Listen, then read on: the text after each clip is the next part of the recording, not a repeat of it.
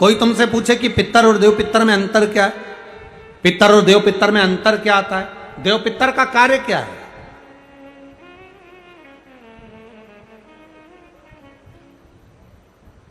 हम जब भी कोई पूजन करते हैं तो कहते हैं पितृ देवता, बोलते कि नहीं बोलते? पर आज तक हम अब यह नहीं बोलते कि देव पितर का कार्य क्या, देव पितर क्या है। पितर देव नहीं, देव पितर का कार्य क्या है? देव पितर का एक कार्य है, परमात्मा जीव को गर्भ में धारण करा देता है, पर जो शरीर गर्भ के अंदर बच्चे का बनता है, बेटा बेटी का जो गर्भ के अंदर शरीर बनता है, वो देव पितर निर्मित करते हैं। उनका काम क्या है? देव पितर का सबसे बड़ा कार्य है कि गर्भ में जो बच्चा है उस गर्भित बच्चे को शरीर कैसा देना,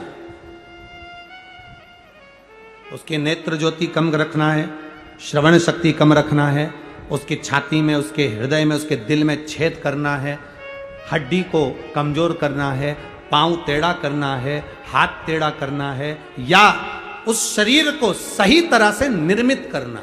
ये देव पितर का काम।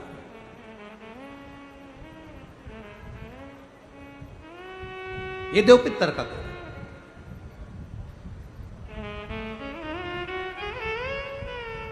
एक जैसे आप लोगों के स्मरण में होगा कि श्राद्ध पक्ष के अंदर चुटकी भर आटा दरवाजे की दोनों चौखट पर डाला जाता है। किसी किसी के यहां दरवाजे पर आटे से रंगोली बनाई जाती है। कहीं देखिए आप लोगों ने कि नहीं देखी? स्मरण में होगा किसी के, दरवाजे पर आटा डाला जाता है, वो देव पितर के भाव से डाला जाता है। जिस बेटे बेटी का मंगल विवाह नहीं हो रहा हो, शुभ कार्य की सूचना नहीं आ रही हो,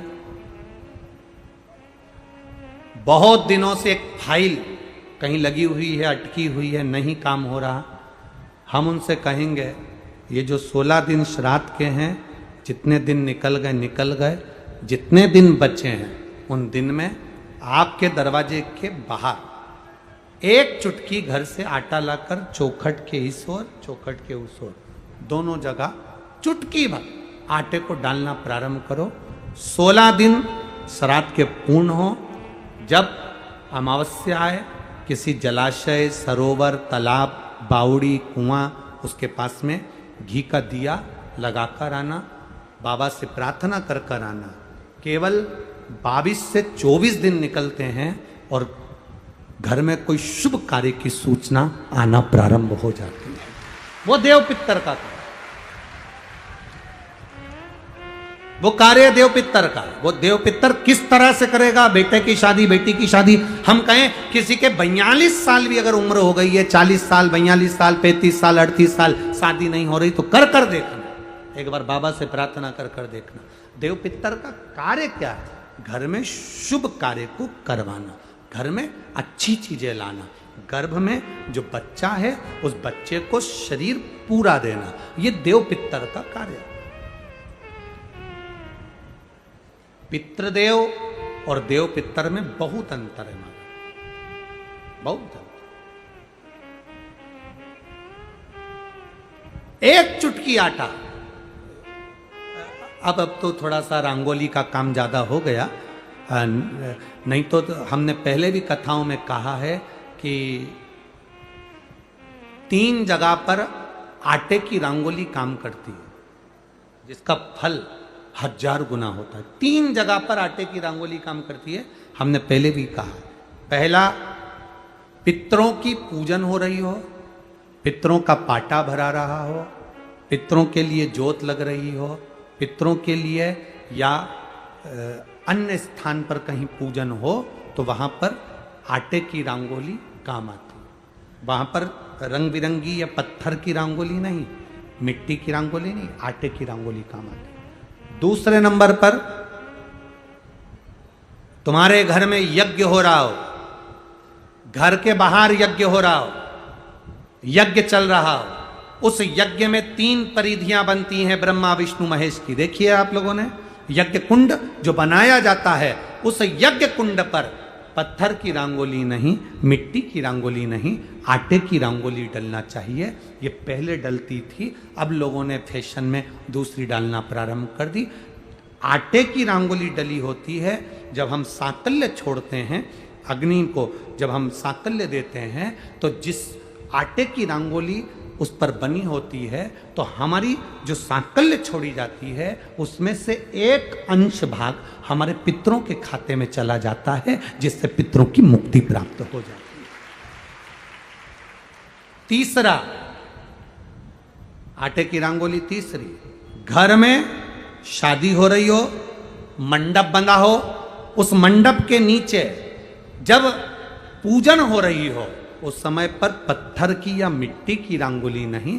अगर पंडित पूजन करा रहे हैं या मंडप की पूजन हो रही है जिसके नीचे लड़का लड़की की भांवर होगी, दूल्हा बैठेगा, दुल्हन बैठेगी, वहां मिट्टी की रंगोली या पत्थर की रंगोली नहीं, उस जगह पर आटे की, हल्दी की रंगोली डाली जाती। अब आपके यहाँ डालते कि नहीं डालते पता नहीं, पर हमारे यहाँ शास्त्र रीति कहती है ये 3 जगह की जो रंगोलियां हैं ये हमको आटे की रंगोली डलने से। क्यों शादी के मंडप में पत्थर की रंगोली या मिट्टी की रंगोली क्यों नहीं डाली जाती? शादी के मंडप में यहाँ दूल्हा दुल्हन की शादी होती है, वहाँ पंडित जी भी आटे की रंगोली डाल देते हैं, घर की बहन बेटियां आटे की रंगोली डाल देती है। उसका कारण क्या होता है? जिसकी शादी में मंडप के नीचे आटे की रंगोली डलती है वहां पितरों को निमंत्रण नहीं देने की जरूरत पड़ती, वहां पितर उस वर कन्या को आशीर्वाद देते हैं जिससे उनका वंश बढ़ता है, वंश रुकता नहीं। और ये निश्चित है जिसकी शादी में, जिसके विवाह में आटे की रंगोली डलकर भांवर हुई होगी उसके घर में संतान सुख रुक नहीं सकता, उसके यहाँ संतान का सुख होता ही है। जिसके यहाँ आजकल ये पत्थर रंगोली डाल देते हैं, डाल दिया और कह दिया बस, क्योंकि आजकल फैशन में तो दुनिया जी रही है, तो वो आटे की रंगोली कौन डाले, तो वो फैशन में चल गया। तो संतान की प्राप्ति में भी थोड़ा सा, अब तुम देखो पहले का समय आज का समय कितना अंतर है हमारा।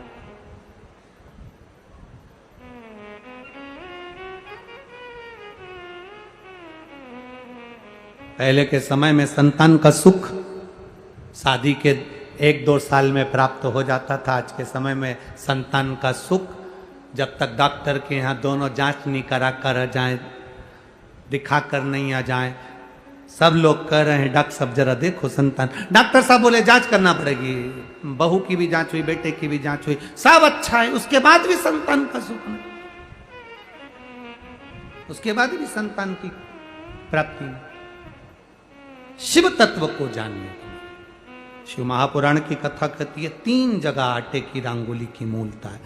बोलेंगे आप लोग, पहला स्थान दरवाजे की चौखट, दूसरा स्थान बोलते जाओ जल्दी यज्ञ कुंड, तीसरा स्थान शादी का मंडप जहां पर भले चुटकी भर आटे की रंगोली बने पर वो जरूरी है।